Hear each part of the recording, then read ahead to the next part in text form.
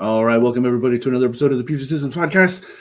This episode, we're going over the Intel Core Ultra, the new CPUs from Intel, content creation review. So we're joined by Matt, and Kelly, and Evan to go over what we've learned. From what I've seen, this doesn't look too impressive from the community, but as I always like to do, we'll start off, just in case anybody doesn't know already, we're going to introduce everybody one at a time around the corner here. Tell us who you are and what you do. So we'll start with Matt.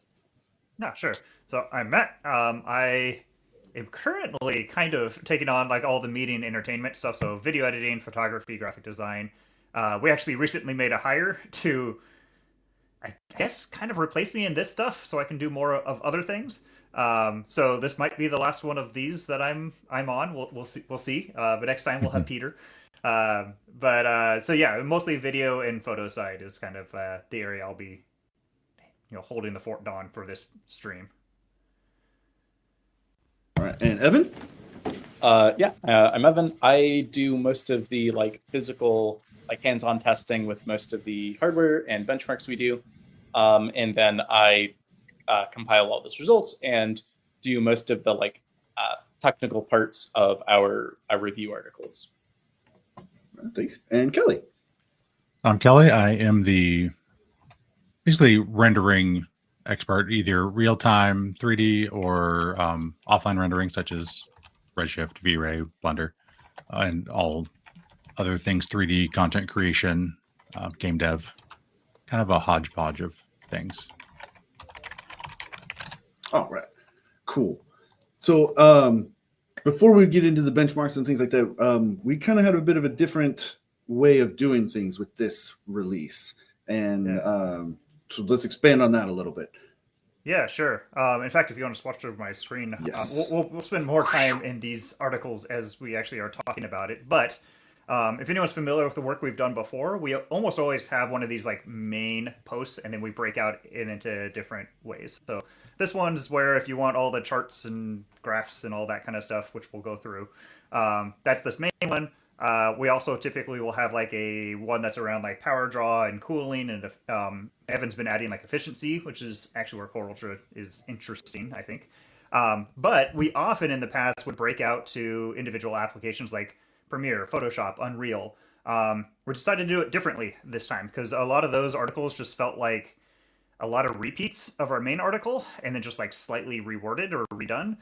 This time we changed it and we are going around to more broad industries and trying to dumb it down isn't the right words, but get content out there for not tech enthusiasts, people who don't really care what makes Core Ultra versus Core i9s, but just want to know should I even worry about this? Should I buy a new system? Should I wait? So we have one for video editing, we have one for graphic design, one for game dev, and one for what did we call the other one? I guess 3D, it's 3D artists and then video, yeah, and then Unreal Engine. Sorry, I thought that was game dev, but Unreal is just weird because Unreal is used for game dev, virtual production, real-time rendering, and all that kind of stuff. But basically, in these, we try to break it down into here's what it is. Should you care what the performance might be versus if you have a pretty recently purchased system or a little bit older of a system or a very old system and what it can get you. So again, it's not dumbing it down, but it's removing all the technical side of things and just trying to give you that end answer of should I think about an upgrade? Yeah. I like this. I think it's going to go over well because it does answer more of that question of like you were saying, should I care for my thing? Yeah. Well, and we very much have two types of people that read our content. There is the tech enthusiasts, the people who are also watching Linus Tech Tips or Hardware Unboxed, all those guys, or reading Tom's Hardware articles. And so that's what this main article is really for. It's here's the charts and here's the numbers. But then the other half of our audience is the exact opposite. They don't care. It's just like me with my car. I don't want to. I could change my oil, but that's not really a priority for me. I just take it in to get serviced.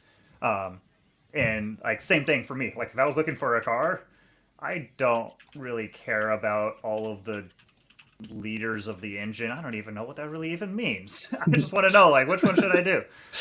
So same thing there. It's like it's trying to answer those questions for the people who like their system isn't working as they need it right now, or they know they need an upgrade, or they're curious about an upgrade. Just give them the basic answer. Nice. Yeah. Well, then I suppose that gives us the opportunity to segue right into answering those questions. Yeah, Evan, do you want to like start off with like what the heck is even different with these? Yeah, because this is a besides kind the of name just being totally different. Yeah, because this is a major shift, right? Like this, it's like a architecture change or something. I guess we'll let Evan get into the yeah. I nitty-gritty mean, of well, I mean, it's always an architecture change. Just about. Well, that's not fair. I guess Intel has been loving to do not architecture changes recently. See, like 13th and 14th gen, maybe 13th gen was. Yeah. So architecture change, but like not just the microarchitecture this time. This time we're also looking at kind of like I don't know the term for it. I want to say macro architecture, but that's not the actual term. Kind of the like overall package is very different. So like historically, Intel's had like these monolithic chip designs. So you have like your CPU and you have your cores and your memory controller and your IO die and all this other stuff. And they're all just like on the singular thing. And they make these like large circular wafers and they basically just like cut that out and they say, there's your CPU. For a while, AMD has been on chiplets. So they're like, I'm going to make a little core die. I'm going to make like another little core die. I'm going to make an IO die. And they're all of these different process nodes. And then they kind of like stitch them together on a underlying piece of like silicon. Intel is going to the AMD approach. It's not fully fair to say it's the AMD approach because Intel like has been doing it. They just haven't been doing it on their consumer desktop processors. Basically, these are like Foveros technology. It's some fancy thing. But what they're doing is they're taking their recent mobile designs and the kind of design ethos behind it and porting it to desktop. So we're going to have like a individually produced like CPU die, which has your P and E cores. You're going to have one for your GPU. You're going to have one for your IO and memory controllers and some other stuff.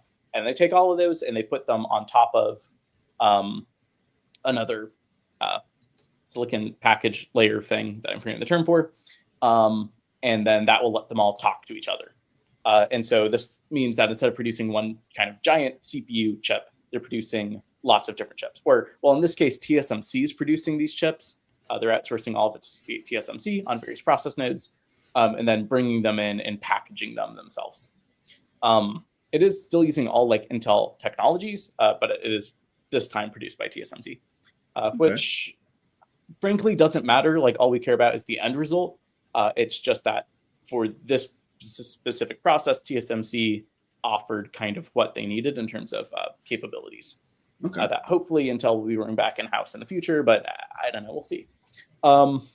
Big kind of like differences then is like P cores and E cores are a little bit more closely integrated now. There's no more hyperthreading, so hyperthreading is gone. Yeah. So what does that mean? So what does that mean for the general? Or just in a general sense, like because oftentimes you see like this many cores but double the threads, or sort of. But with the P and E cores, it was like they're only hyperthreading the performance cores, so that's going all away completely. Yeah. So like back in 12th gen, Intel said, hey, we can't really keep scaling the number of P cores. Like that's not getting us kind of the efficiency we need from this product. So what if we introduce these low power E cores that draw less power, handle less complex instruction sets, but are kind of better for a lot of the like background tasks. But also we can pack like a bunch of them in there. They're like physically smaller. And so we can put more of them in per. And so we can actually get like better multi-core performance than we would by those by putting the same space of P cores. They didn't have hyperthreading because hyperthreading takes up space. With like this gen, basically, space. Yeah. Okay. So I'm gonna explain this somewhat improperly, but basically, like when you want to do hyperthreading, you have like the bits of the core that do the computation, right? And those are all the same. But then you have the bits of the core that like feed the bits that do the computation. And when you do hyperthreading, you need to duplicate at least some of those bits that do the feeding.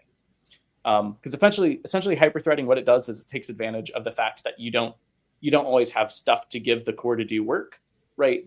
And so it has times where it's idle. And so if you have two of the bits that can give it stuff, then you can have it essentially working on two different tasks, kind of in the gaps of waiting on like IO reads and writes and stuff. So they got rid of that. Just on the hyper-threading thing, I felt like for years that hyper-threading has almost been like a legacy thing. Like, it was really important when we were like dual-core, quad-core CPUs, but there are some applications where like it just behaves weirdly when hyper-threading's on. Like, we've seen some cases where like you turn off hyper-threading, you get a big performance boost. So I kind of like that it's just like gone. We've got enough cores now. Yeah, I think Intel would agree with you that like they can make use of that space better with their current chip design. It's not to say that like you can't design a good CPU with hyperthreading. Like you can, AMD does. It's just that there's slightly different priorities, right? And if you design the CPU to not have hyperthreading, it lets you kind of take advantage of some other things. And yeah, like for a while, especially in gaming scenarios, it's not been uncommon to disable hyperthreading because it does impact your single core performance and some latency and some other stuff potentially on these higher core CPUs. I'm trying to think the other like big standout changes. We have an NPU now, so you have acceleration of some of the like AI related workflows. It's a relatively weak NPU, frankly. I'm not sure what it's going to be used for on this. But hopefully we see a few apps like start to use it, and then next generation Intel can give us a like properly kind of beefy NPU like they have on their current gen mobile line. The NPU thing, is this kind of like a throwback to the math coprocessor of the early 90s kind of thing? It seems a little hype-ish. It doesn't. I don't know. Yeah, it kind of is. So John Allman, the guy who does AI, he's not normally on these CPU roundups because most of his stuff is GPU. But he put up a post about like what even is an NPU, because like Intel's got a bunch of marketing stuff and other people have got marketing stuff, but it's hard to like actually read through like what is it actually doing. But the end result really is it's a much higher priority for mobile because it can be more efficient at handling AI tasks than like a GPU or like doing it CPU. So especially on like mobile chips that don't have a discrete GPU, it could be way better for those kind of AI things. And think like it's not like I think Copilot does use it for like image generation and stuff, but I think of it more of as like Zoom background removal. That kind of like light stuff, or like the Windows Hello stuff, I think is supposed to use like the NPU.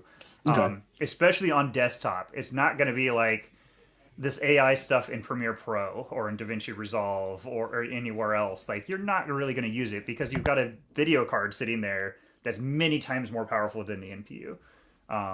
Again, I could see like Zoom saying like if an NPU is there, use it instead because it's good enough and like it frees up your GPU. But I don't know. It feels like it's kind of a like build it and they will come kind of a thing on desktop. Okay. Yeah.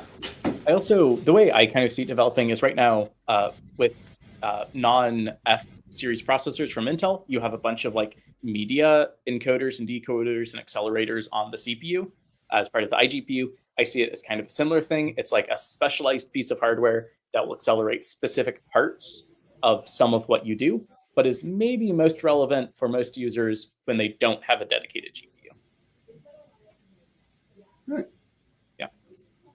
That's like the big changes for Core Ultra overall. It's like, well, yeah, that's a probably whole... don't need to go too deep into like they abandoned their i9, i7. I will. Yeah, I mean, I'll say that I'm in a marketing department and I don't fully understand why they did what they did, because I suppose they're Core Ultras, but I still like my i7. Yeah, at least just for anyone listening. So they have like Core Ultra 5, Core Ultra 7, Core Ultra 9.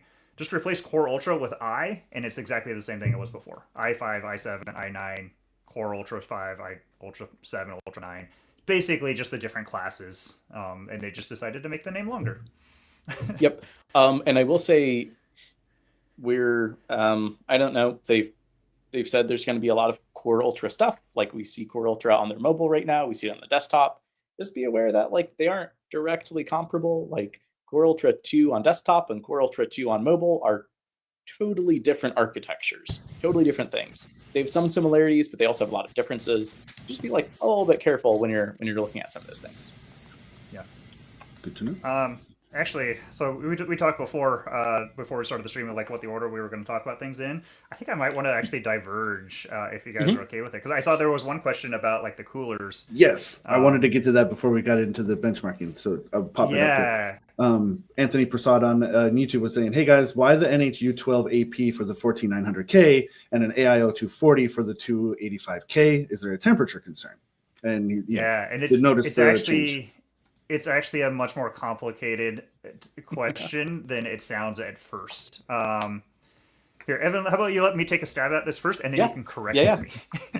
So, basically, if we were running things at the exact same between the 14900K and the new, like the 285K, the new top end, if we were running it at the same settings, it would basically be very, very similar, and like we'd be just fine on air coolers, just like we were on the 14900K. The difference is that Intel has changed not like what the CPUs are capable of as much as their guidance of how much power you should give them. So there's two different like power states, or the two main ones. There's PL1 and PL2. Again, Evan, please jump in if I get this wrong. PL1 is like short duration, like how much can it burst to? Is that backwards? PL1's long duration. Ah, dang it. Okay. Yeah, so PL1 is like how long you can do something for a long time. So if you're like doing a render and it's on the CPU and it's going to run for 5 minutes, 10 minutes, that's how much power you can draw during that. And that power is kind of like one of the limiting factors for how fast the CPU can go. So that PL1, how long you can do something at a wattage, and generally that one on the 14900K, Intel recommended keeping it like at 125 watts. So pretty medium, I guess I would say.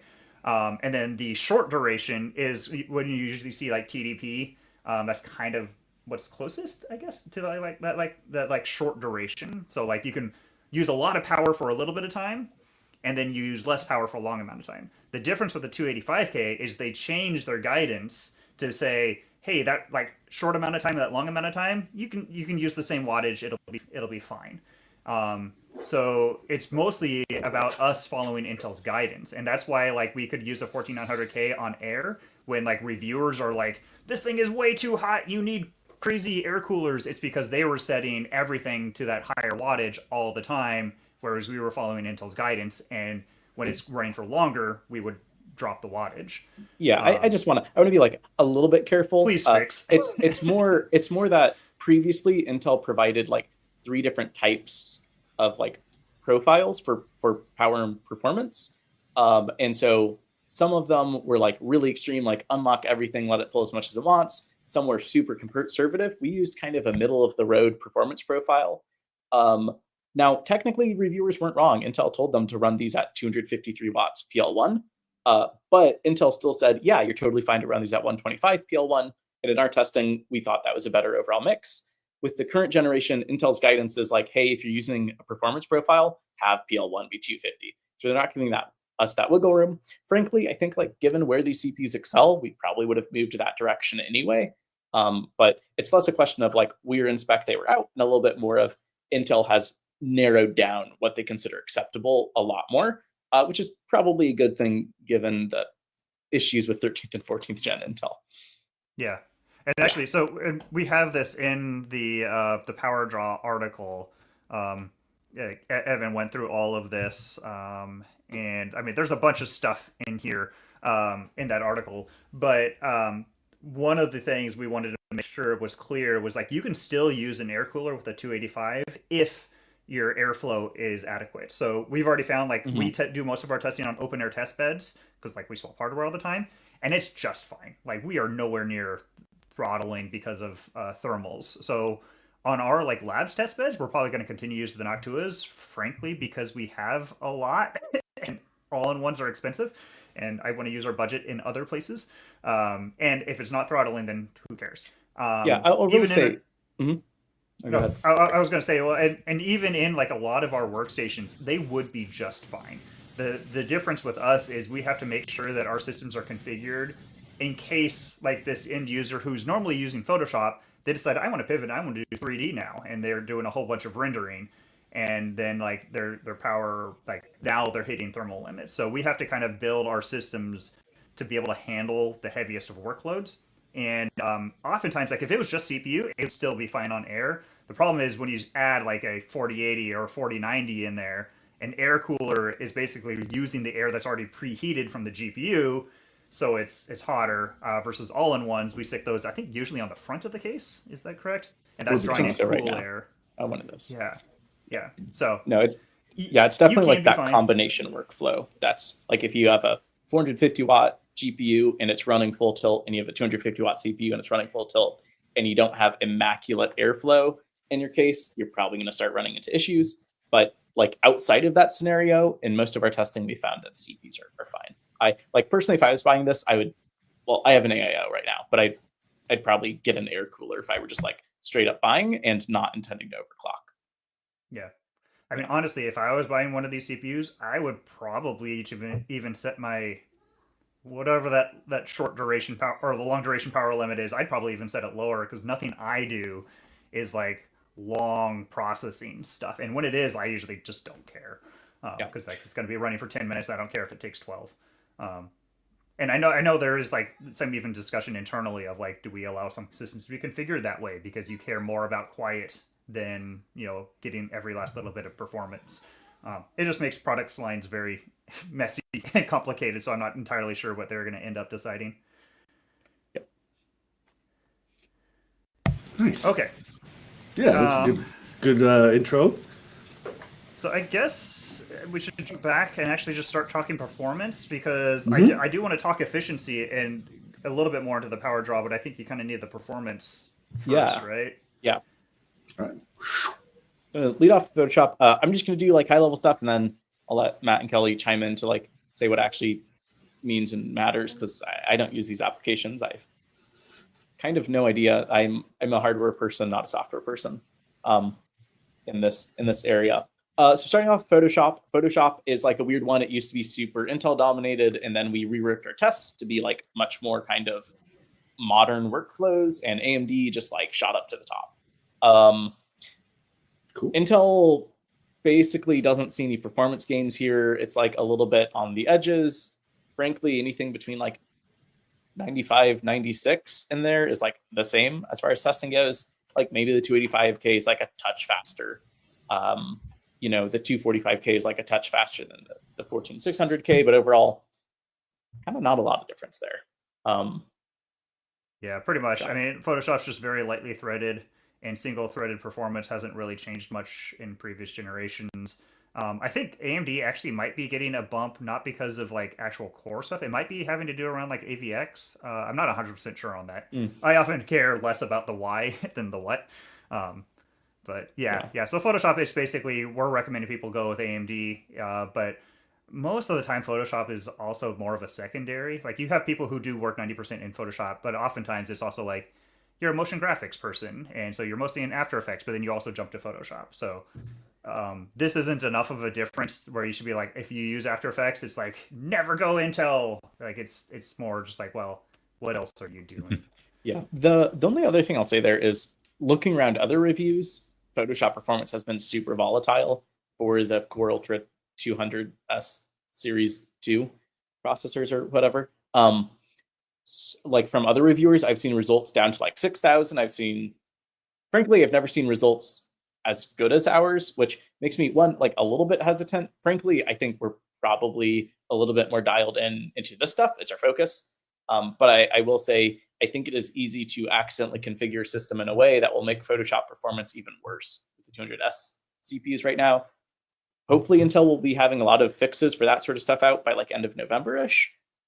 I think I saw some interview with a guy about that, but I would also just be maybe a little bit hesitant on buying a Photoshop system for Core Ultra right now in general. And Premiere. Premiere historically like super great for Intel. They have that quick sync, helps them accelerate a bunch of video codecs, and it turns out that hardware acceleration is really good. So they are historically dominant in this, and they continue to push out that lead. I actually think it might be interesting to like tab over out of the overall score though. So long op, that's where their acceleration happens. As you can see, you get Intel. Like it's not really a question. If you work with the codecs that are accelerated, which I'll let Matt tell you what those are, you get Intel. Otherwise, if you go over to like Interframe and Raw, same deal. Intel's on top. There's like a little bit of weirdness with like the GPU score where AMD's kind of bestish, but like across the board, Intel with the 285K at least, basically taking Premiere Pro. Yeah, and it is interesting. Like, GPU effects is one of the ones where you think like, oh, it shouldn't matter. Like, we're super isolating the GPU, but there is still CPU stuff going on. No matter how much you isolate it, especially in applications like Premiere Pro, because like there's just a lot of CPU stuff going on in the background. But yeah, I was a little bit surprised about like the raw results because you might notice there's two 1400Ks. The bottom one is the 125 watt. That's like what we're selling those at. But then we also felt like that wasn't a fair comparison in some cases because now we're changing how we're doing our power profiles because of Intel's guidance shift. So that's why we all have this one that's labeled as 253. That's using the same power settings essentially as what we're doing on Core Ultra. So it's a more like CPU to CPU comparison. And like that for like raw, that makes a big difference. So like seeing that like jump in raw performance. Yeah, it's really the difference between like. Oh, sorry. No, you talked before. It's really kind of the difference between like AMD being a really strong contender if you're not using those codecs to AMD suddenly being like a lot less interesting, even if you're not using those accelerated codecs. Yeah. Yep. And you mentioned like Intraframe. This is like DNX and ProRes, which frankly, unless you're doing like 4, 6, 8 streams of 4K or higher, usually it's like it's not a problem. Like these codecs are made to edit with. Like they're what you're supposed to use. So really any of these CPUs, like you do see to start to drop when you get down to like the i5 or Ultra 5 level, Ryzen 5 and all that kind of stuff. But usually this is the kind of thing where like unless you're doing extreme, you usually don't have to really worry about it that much. I mostly mention this because it changes a little bit when we get to DaVinci Resolve on how Intel versus AMD stack up in some of the weird subtasks. Yeah. But yeah. Yep. And like Evan said, the long GOP, the H64 HEVCs, what's interesting is how much Intel still has a benefit. And it's interesting because there should only really be like one codec format in Premiere Pro. It's HEVC 422 10-bit, where Intel has an advantage. And it's a decent advantage, but some of this is just because of other stuff when working with those codecs. So I was surprised at how well the Core Ultras did in Premiere Pro. It's one of the few, I think, where it's like, I don't know if people are going to really be upgrading from like 14th gen to Core Ultra for it, but if your system is 2-3 years old, it might be worth taking a look, especially if you hadn't bought a top end model of CPU at that time. It's actually one where like the return on your investment might be higher than some of these other applications. Still not I really think like super high, but compared to like 12th gen or 10th gen, like it's a pretty big jump. Like we've been a little hard because like 12th to 13, 13 to 14, 14 to this, they're all like small gains, but small gains add up over a number of generations there. Yep. All right, well, we'll jump down to After Effects. Just before we go to the next one, I wanted to add or kind of get into a question. The Core Ultra CPUs, they don't have the same issue that we were seeing with the 13 and 14 gen stuff, the overvolting and all that jazz from earlier this year, right? I don't work for Intel. However, Intel has released statements saying that they do not believe, not that they don't believe, that they won't be affected by that vmin shift issue. Okay. They are a fundamentally different architecture. They have different boosting algorithms. They handle power delivery differently. There's no reason to believe they should be affected by that issue. Okay, I just wanted to touch on that. Yeah. Okay. We can't predict the future. Also, who knows what I don't work for Intel. Right. Yeah. I can't confirm this. This is not. Okay. But yeah, I would feel comfortable buying one myself. I'll put it that way. Yeah. Cool. It's probably just as likely that we'll find something with Ryzen 9000 that has something that's just as dramatically, impacted as with Core Ultra. Sure. Okay. Kill. I just wanted to cover that. There was some chatter in the chat here about like, is it safe to get these new ones? Someone wanted to go from a 10 series up to these new ones. So yeah. Okay. Thank you. No, it very much is. And if I had thought about it, we probably would have even mentioned that at the very beginning because that was such a big thing. Okay. After Effects. After Effects. After Effects is like, I don't know, it's weird as far as results go. I feel like it's one that's frequently a little more difficult for me to interpret. Top line is the 14900, sorry, yeah. The 285K is great in After Effects across the board. The 265K manages to like just kind of barely lose to the 9900X, which is a fairly good result. And the 245K also like manages to like just lose or win, depending a little bit on the subtest, to the 9700X, which is also like great results. Basically, Intel's like punching up like a tier against AMD in most of the workflows, or most of the like individual subtests in After Effects. Yep, I mean that's pretty much it. I don't have to add much here, but yeah, the 285K it's a great CPU for After Effects. The only thing that holds people back in applications like After Effects is RAM capacity, because After Effects is one where, for anyone who's not familiar with it, I guess you're playing through like a timeline, and every frame it caches it into RAM, and when you run out of RAM, you basically can't play back anymore, and then you have to like start over or like do different things, and you lose the frames you've already rendered. So tons of RAM is often what you want. So that's the main reason we jump up to like Threadripper or Threadripper Pro for people for After Effects, is not for CPU performance. CPU performance is actually usually going to be lower. We don't have it in this graph, but yeah, it's usually going to be slower for each one of those frames, but you can have double the RAM capacity or more. So, because what do we max out right now? 192 gigs, which is a lot. Yeah. But yeah.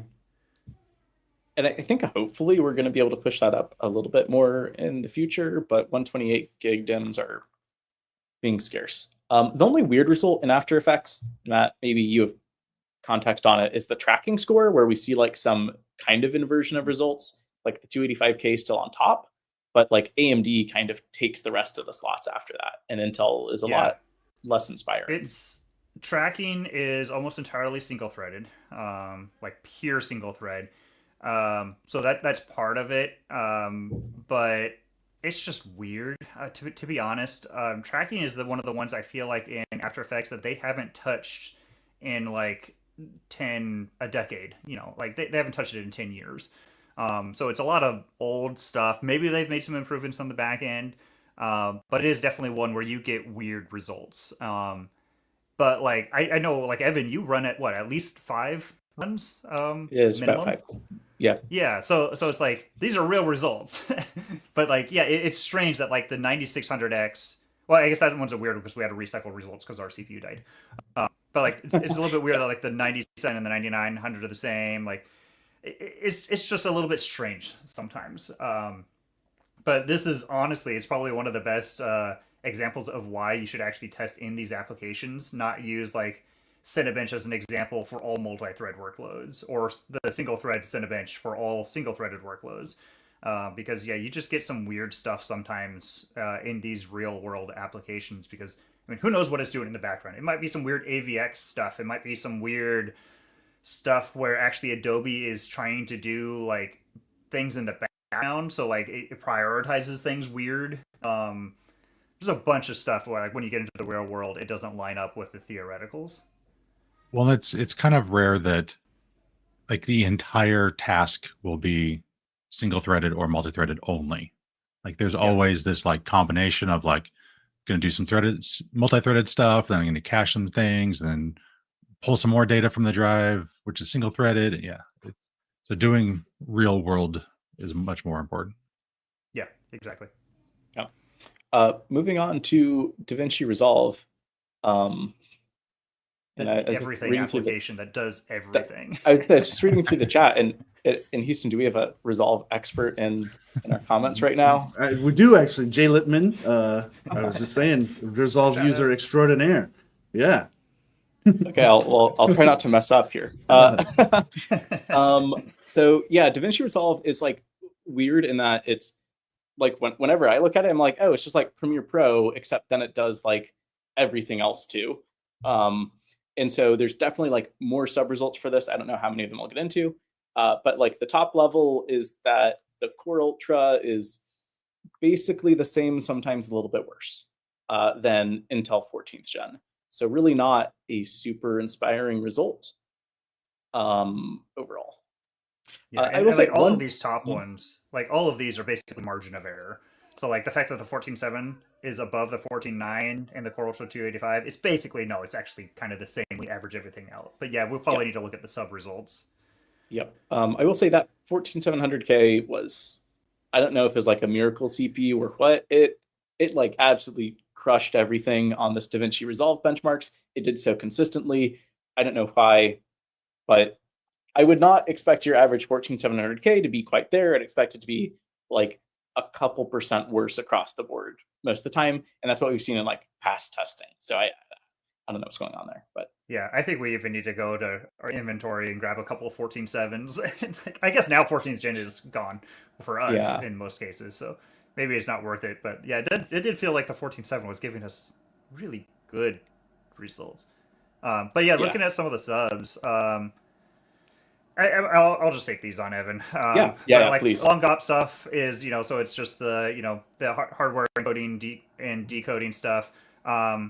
Not as big of a deal in Resolve as it, or sorry, in Resolve as it is Premiere. Some of that comes down to like the tests we can do are slightly different. That kind of stuff, and just the whole the whole path of how it does all the computing is just a little bit different. But it's basically Core Ultra and Ryzen are basically on parity. But if you go into the individual results, Intel is better for some stuff like HEVC 422 10-bit. So if you have a GoPro or a drone that shoots that, you still want to go Intel, even if everything else kind of washes out. Interframe, the ProRes DNX stuff, a little bit more here. One of the differences in Resolve versus Premiere is in Premiere we can export to ProRes. In Resolve you can't, at least not on Windows, at least not without spending like $30,000. So basically you don't. So it's a little bit of a test here that it's more DNX focused than in Premiere Pro, which is a little bit more balanced between DNX and ProRes. But we still do ProRes processing, so like decoding. But for this, like the 285 is great, just like in Premiere Pro. Like it's a terrific CPU for that.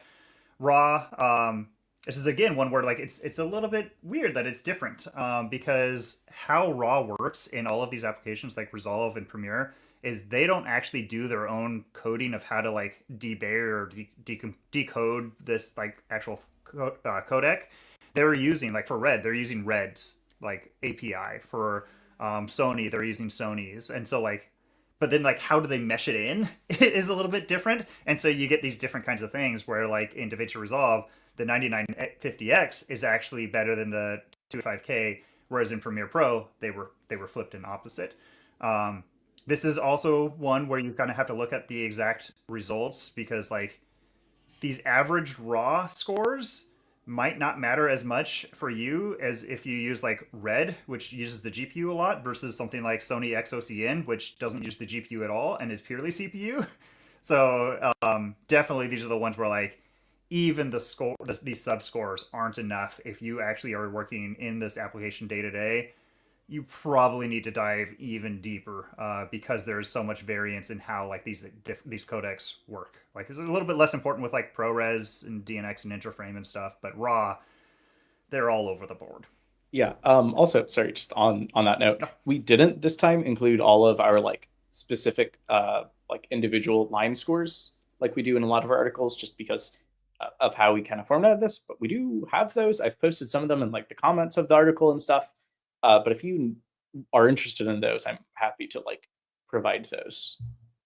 And if you're looking for a system, our reps can provide those too. Our reps can provide as well. Yeah. So yeah, that's the raw stuff. And then we get into like what Evan was talking about, how like Resolve is different because it kind of does everything. So Fusion is kind of an analog to After Effects, not really, but like in the way it behaves, it kind of is, where it's very lightly threaded. And yeah, for some reason, the Core Ultras took a pretty big hit here. The 14.7, like Evan was saying, is weirdly good. And I wouldn't take that as like if you buy 14700K, you'll get that score. Because even looking through like our benchmark database, it doesn't actually line up. It should be more about the same as the 14.9. But we don't want to lie in our results, and that's what we actually saw. So, but Fusion stuff, the smaller core camp CPUs tend to do better in Fusion. And some of that is just Fusion is strange. Like it takes a performance hit sometimes when you have more cores. It also performance can tank if you have multiple GPUs, which is one of the weird ones where like someone might want multiple GPUs for the color, grading and like all the color stuff, but then like it gives them a hit in Fusion. Fusion's just it's just weird because Blackmagic, how they operate is very similar to Adobe, where like they buy out a company, but then instead of like warping it into its own standalone product, they like Blackmagic bought Fusion like in 2010 or something like that. I don't remember exactly when it was, but they bought Fusion and then they just like shoved it into Resolve. And so you get some of these weird things where like it wasn't intended to use multiple GPUs and they've never fixed it. So you get these weird performance things. And same thing with higher core count CPUs sometimes where you just get weird performance. So Fusion is funky and it's weird. If you really do a lot of Fusion, it's really get a smaller core count CPU with lots of speed, and then like don't get multiple GPUs. is basically it. And then we also have this new stuff. I wanted to point this out in particular because we now have an AI score even in our Resolve benchmark. Because a lot of the stuff that's AI in Resolve, like I forget what they actually call it. I mix up AMD's or not AMD's, Adobe's and Blackmagic's terms. So it's like the scene edit detection, the like frame interpolation, the slow mo, super scaling. What else do they have? There's a bunch of other stuff like auto masking and that kind of stuff. That stuff we can actually test. They have it available through their API. So we're like, man, we're going to test all of it. But most of it is GPU based. There's one, I think it's like audio transcriptions uses both CPU and GPU pretty equally, but most of it's GPU. But we wanted to include it anyway because there are times where it's like, well, okay, I'm going to invest in the 4090, but then what CPU should I use? And the Core Ultras actually do have a performance hit here for some reason. I suspect a lot of this will get fixed in the future through like BIOS updates, drivers, and all that kind of stuff. So I wouldn't read into this too much. It's not enough to like really worry about, like say if you 5-10%. But if you're like super heavily using all those AI stuff, then yeah, maybe if you're on the fence between Intel and AMD, yeah, maybe go ahead and go the AMD route. But I think give it a few months and it'll be right in line. Is this and the then same we like saw, Evan, like in other stuff where like GPU stuff, the Core Ultras took a hit, or is it just Resolve?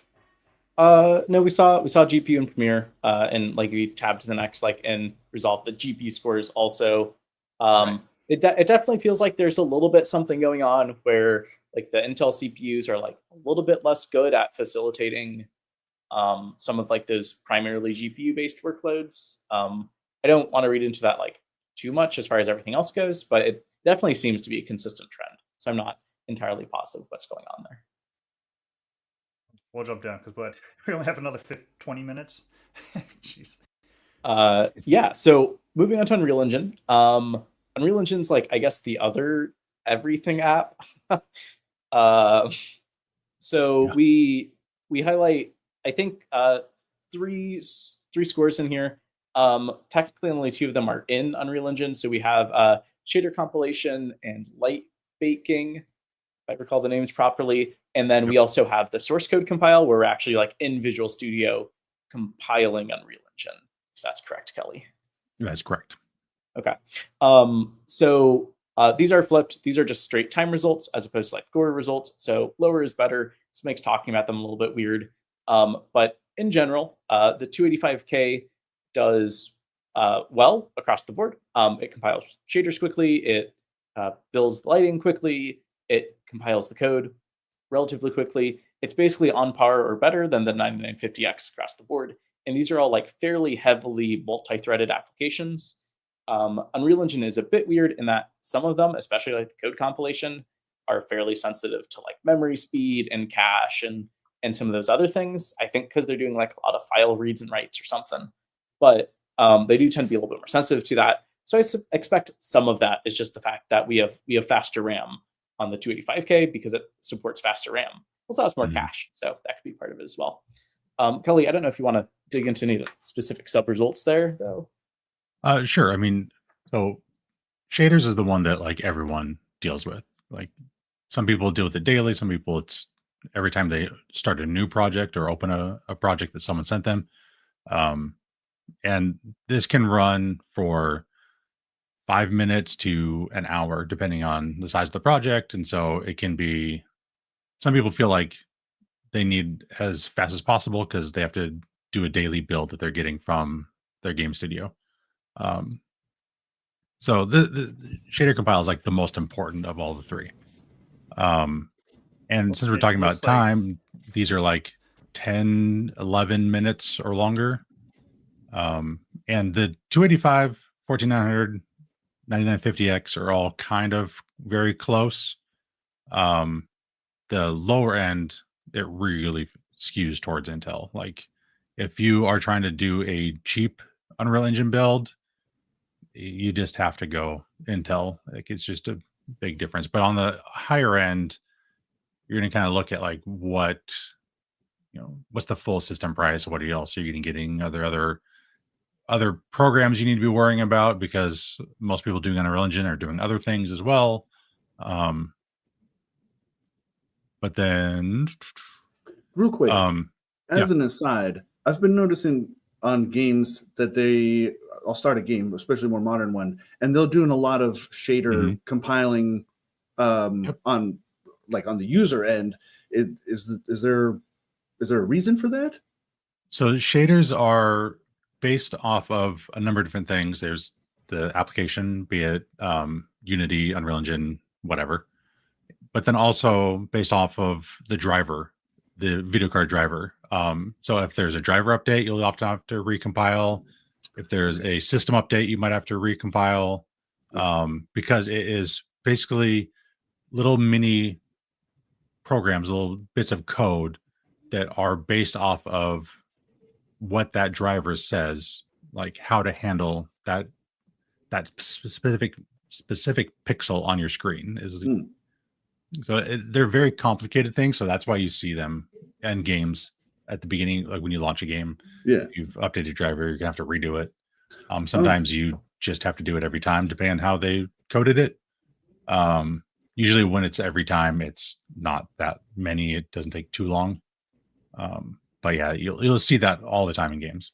It popped up in my head. I've noticed it more often recently. Yeah, It's good to know. Thank you. Sorry, I know we're like starting to run low on time, but would you expect this chart to also like apply to like those games, like the end user games? For the most part, they'd just be shorter times. Usually it's just a couple minutes. But so like jumping from like a Ryzen 5 up to a 285K really would cut that by more than half. Correct. And I also believe this is an area where the Ryzen, the X3D CPUs see a good boost, don't they? Yeah, historically that was the case. I would have to like double check, but I think we saw that as well on like our recent 9800 X3D. Spoilers. Spoilers. Spoilers in public. I mean, I'm we just have saying, an article published about it. We haven't talked about it yet. Right. Sure, okay. So yeah, that's another place where those CPUs will do really good. What else was I going to say about this? The compiling shaders also, there's a number of different ways to get around that, to cut down time. There's in 5.5 and 5.4, they introduced a basically if you're working in a big studio, you can have the shaders compiled on a build server. Then that server then hosts the shader cache, and then your system just references those. So that way you don't have to download a 10 gig file of shaders, or you don't have to recompile them. Either way, you can just reference them remotely as needed. They also introduced shader compile on demand, where it only compiles a shader as it is needed for the screen. So if you are working in like the next, GTA game or something, you don't have to compile all the shaders for graphics that aren't on your screen, even though they're in the level. Whereas previously you had to compile every single shader in that level before you could do anything with your system. So there's different ways of cutting that down, but you're going to have to deal with code shader compile. Code compile that's only game dev doing code compile. There might be some people in virtual production pulling down the build from GitHub to do custom things, but that's pretty rare. And again, these CPUs are fast. Probably if you're doing that a lot, you should be looking at Threadripper, Xeon, something like that, because best case scenario, this is 20 something minutes, 25 minutes for the fastest CPU here. And you go with a 64 core Threadripper and you can get this done in 5 minutes. So like, You can do but it if you quickly, are do it trying to in- do, yeah, if you're a small developer and like working solo, you probably don't have a build server and use on a bit of a budget, this is as good as you can get. And that 14700K did real good on the source code compile. I don't know what is up with 14.7 that. that good. Yeah, it is an amazing CPU. Everyone should just buy that one specific CPU. We'll just rent it out. And then build lighting is the bane of my existence. It doesn't seem to work well, is very inconsistent. But generally the 2285K is faster. I don't know what happened to the other two CPUs. We've had this every launch that there'd be one or two CPUs that just take twice as long as everything else or longer, and we don't know why. Those are funky. So- and who knows if that's a launch day thing? It's going to get fixed. Yeah. If it's Tyler- like a specific motherboard. And CPU build lighting is a workflow that is slowly fading away because they do have an option to do it on GPU that is significantly faster, a little bit better results as well. The only reason you do CPU to bake your lighting is if you are doing a game with level streaming, and where you go from like, you don't load each level and there's a big loading screen between levels. You just kind of like walk from level to level and it just loads as you go. GPU build lighting doesn't support that, so you have to do CPU because you can't load multiple levels onto the GPU at one time to be able to like calculate that in between stuff. So it's kind of going away. And then also with Lumen, the upcoming Mega Lights, all this new technologies that Unreal's been putting into fully real-time lighting, it's just kind of fading away slowly. It's pretty much only if you're trying to do big worlds where you can go between, we have level streaming and also not support hardware ray tracing, like specifically not support hardware ray tracing. So it's just slowly fading away. So I might just in future versions drop that test altogether and add some other tests that I've been trying to build. Down to So go down to rendering. which we just combine everything now, right? All the CPU renderings yeah. into one section. It's all in Yeah. one section now. Yeah, I guess top level is basically AMD has historically been fairly like dominant in most of rendering, especially like V-Ray, Blender, and especially I think V-Ray with this most recent Ryzen launch, they like really gained a bunch of performance. But they've been treating a little bit more in like Cinebench, which is I think maybe the most synthetic of all of these. Yeah. However, Intel like kind of solidly clobbers AMD in Cinebench this time around, which is like, I, as an enthusiast, seems super impressive to me. But I don't know how much that translates to what people actually do with their CPUs. Yeah, Cinebench is I tend to call it a synthetic for CPU testing because it's based off of Redshift, and that's become the default renderer for Cinema 4D. The only reason you would use CPU rendering in Redshift is, well, there's two. If for some reason you wanted more RAM than the VRAM is capable of handling, Redshift has gotten pretty good at doing out-of-core rendering where it uses up more RAM than the GPU might have, and it can do some swapping. So that's not too much of an issue anymore. The other would be if you bought Cinema 4D but did not get the Redshift license or don't subscribe to Maxon One. So like if you're intentionally trying not to have Redshift, then it defaults to CPU rendering, and you can't do the GPU rendering option. So there's just not many people doing CPU rendering in Redshift for Cinebench. So Cinebench is kind of synthetic in a way. One of the reasons I know we still keep it around though is because every other reviewer uses it. Everyone So it's uses like, okay, it. here's a Seriously. commonality between Right. us and then, but I could see us like not putting Cinebench first pretty soon. Yeah. And actually switch to like V-Ray. Yeah. Especially I for think- CPU. I think one of the interesting things though is especially like if we like tab over to Blender, it's like if you were to use, especially V-Ray though, but if you were to use like Cinebench as like your kind of benchmark for, oh yeah, I do CPU rendering, let's just pull the Cinebench scores, you'd get like kind of the wrong hardware recommendation.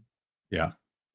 Or if you were to like, Chaos Corona from Chaos Group is a CPU only renderer that they still support.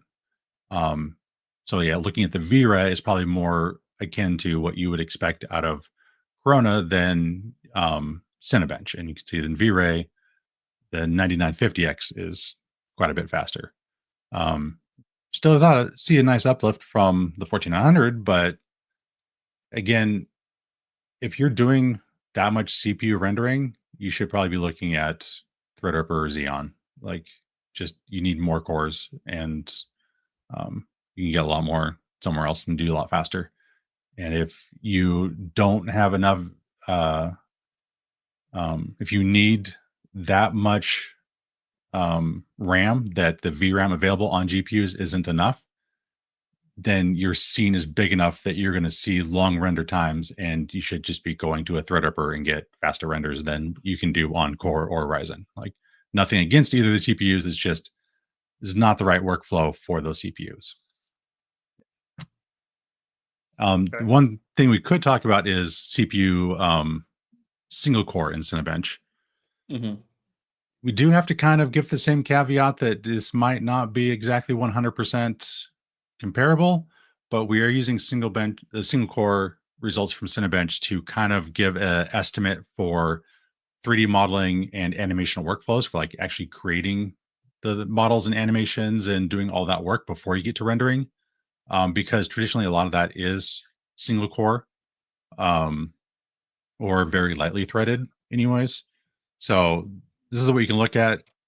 We do see an improvement. Do see it's faster than Ryzen, faster than 1400 or the 1400 series by all of them. Like those are all at the bottom. But honestly, you're probably going to be hard pressed to feel a difference in mouse modeling workflows with these. I mean, they're all very, very close in score. So like you're not going to notice that a whole lot. And then if you think about like simulations, some simulations in 3D are single threaded, some are multi-threaded, and some are GPU. So it's just going to kind of depend on exactly what you're doing, and you have to kind of find the benchmark that kind of fits your workflow. Most of the stuff in C4D has gone GPU. In my Bifrost has both multi-core and single core stuff, depending on like cloth tends to be single core. Liquids tend to be multi-core. It just depends. Okay, so I think that's all the performance stuff. I do want to, and like if you want to go through this again, we do have the summaries on our articles and stuff, but I think just we might end up having to go a few minutes over because I do want to make sure we touch on the power draw and efficiency stuff that Yeah, we worked on. yeah, Because I think that's more interesting than like this raw performance. Because performance is like, yeah, sometimes it's a little bit better, sometimes it's kind of the same. Yeah, I mean, like I will say, like compared to enthusiasts, right? I'm loving these CPUs. Like really, they are great for a lot of like professional or what's the term that Intel and AMD always use? Productivity benchmarks. But so like I think they're great there. But yeah, really, I think the like efficiency is where they kind of shine. I don't know if you have that article, Matt. I think I do. Do you want which section do you want first? Power consumption or the efficiency? Straight to that. Honestly, we can just go to efficiency, I think, because that's basically going to give us all of the stuff bundled together, and we are a little short on time. So this is weird, a little bit weird in that both Intel and AMD this generation were all like, hey guys, we're way more efficient. And back when the Ryzen 9000s launched and we looked at their power draw and efficiency, we were all like, well, in multi-core stuff, they're like more efficient because they draw less power. But like in single threaded stuff, they're all like identical. They draw the same power, they boost the same. You can't tell a difference. Intel's like the exact opposite, right? So in multi-core workflows, they're drawing basically the same amount of power as they were before. A little bit less, about 20 watts less on average, but that seems to depend a little bit on your motherboard, which isn't the best.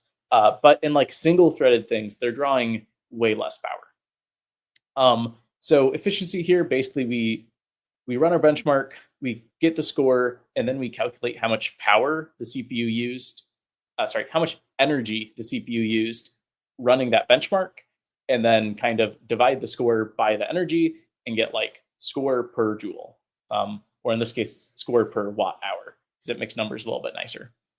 So basically, you will get a higher score per watt hour if you draw less power to get the same score, and if you do it in less time. Most of our benchmarks take about the same amount of time to complete, kind of regardless. There's not a ton of time you can make up in them, but that is like still partially a factor. So the big thing is like these are way more efficient. You look at the 14900K in Photoshop. Granted, it's the PL2 or say the PL1 of 253 watts, but it's getting like 509 points per watt hour, right? The 245K is more than double that, right? You are using, in this case, the score is about the same. You're using like about half as much power to get the same score. The 285K, 265K, a little bit less efficient. Surprisingly to me, the 265K is the least efficient here. I would have expected it to be the middle, but it was very clearly not compared to the 285K. But yeah, like we're sipping on power compared to the 14900K.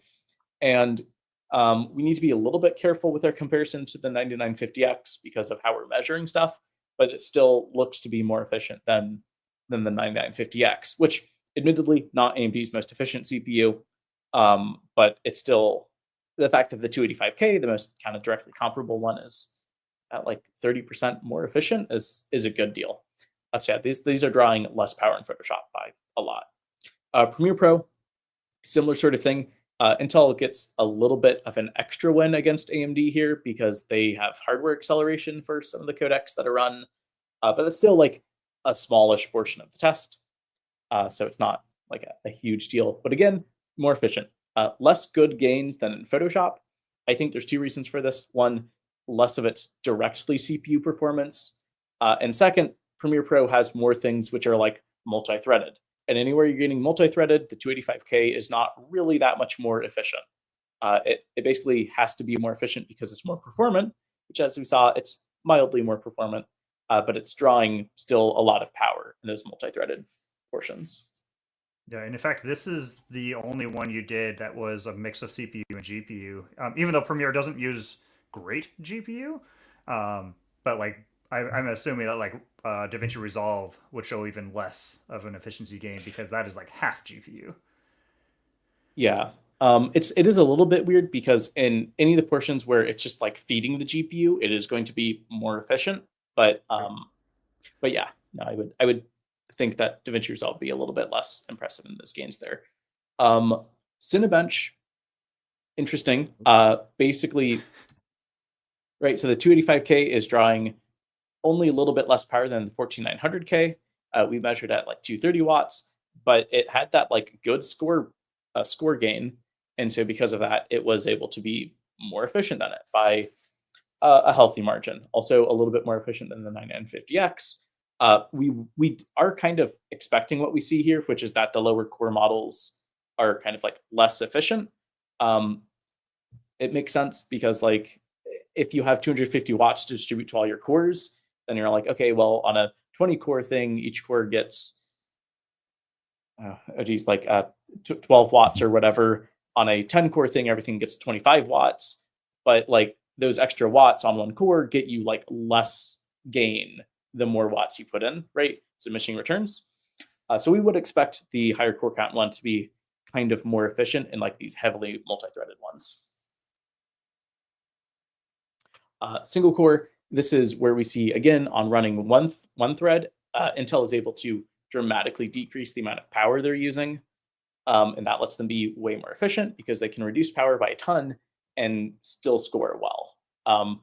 Looking behind the hood a little, Intel can do some really interesting things where it gives like kind of individualized voltages to every CPU core, except for clusters for the E cores, which is not something they used to do. So it used to be every core was at like 1.3 volts. Now they can have one core at like 1.45 volts and all the others at like 0.7 volts because they're parked. So they can like get some good efficiency gains from that. Blender is one I'm not sure we should have included. I messed up a little bit when I was running it and forgot that there's our standard like benchmark we run for Blender hits like the CPU, but also like the GPU and uses some different processing modes. And so like AMD couldn't be included at all. It has the whole other step to it. There's like somewhat meaningful results here from Intel, but like frankly, I don't trust these results the most. But interestingly, we really don't see the same like efficiency gains on that. So while I'm more skeptical of these results in general, it's not necessarily the case that everything's going to be more efficient on the new Intel processors. But in general, I would expect that, especially in moderately or lightly threaded stuff, you're going to see a lot of gains. And that's going to translate, generally speaking, to like a cooler running CPU because it's just drawing less power. Okay. So yeah, I think really, because I know we're over time, I'll give a TLDR and see if people agree. Performance is a little bit higher, not by anything groundbreaking in most cases, but efficiency is much better. Even though it feels a little weird to say that efficiency is better and then we're changing our coolers from air coolers to AIOs. But efficiency is still better, and that change is more around like if you're doing maximum load on the system, we need to make sure our systems can handle it than anything else. I would say if you're like already in the market for a system, there's like zero reason not to go with the Core Ultras over 14th gen. Not only performance and efficiency, but also all of that 14th gen drama from Intel shouldn't apply to the Core Ultras. And then whether you go AMD, like AMD Ryzen or Core Ultra, depends a lot on what your workflow is and like how important efficiency is, as well. But yeah, it just depends on workflow, just like it always has, because Intel didn't really move the needle much in terms of performance. So where AMD was before, they're probably still better now. Where Intel was better before, they're probably still better now. So yeah. Yeah, this is one of those like sideways step upgrades where like they're just moving to a new way of doing things. So we're not seeing much performance yet, but maybe in next generation after that, we might see the promises of this architecture come to fruition. Because right now it's just like see some efficiency gains, but not performance. So it's if you're on 14, not a great upgrade. If you're on other ones, then go with what is a good buy. If you find some great deal on 1400 and you trust the BIOS updates, then maybe it's okay. All right, cool. So we did go a little over, but that's okay. I think it was important to touch on that last bit as well. So, but thanks everybody for joining us on our podcast this month. We do this every month, usually the first Tuesday of every month. So we'll be doing this again in December. I think it's the 3rd. Let me see. Yes, the 3rd. So tune in for that. Mark your calendars. I don't know exactly what the topic's going to be for next month yet, but it's always a good time. So just be there. And thanks, Matt, Kelly, Evan, for joining us. And anything else you guys want to shout out or say before we go? If you're particularly nerdy and want the details on like how all this stuff goes together, check out Chips and Cheese. They have a Substack now or something. They do like breakdowns of all the architectural stuff. That's super great. Oh, cool. Right on. Yeah, Chips and Cheese. Okay, cool. All right. Then otherwise, well, thanks everybody, and we'll see you all next time.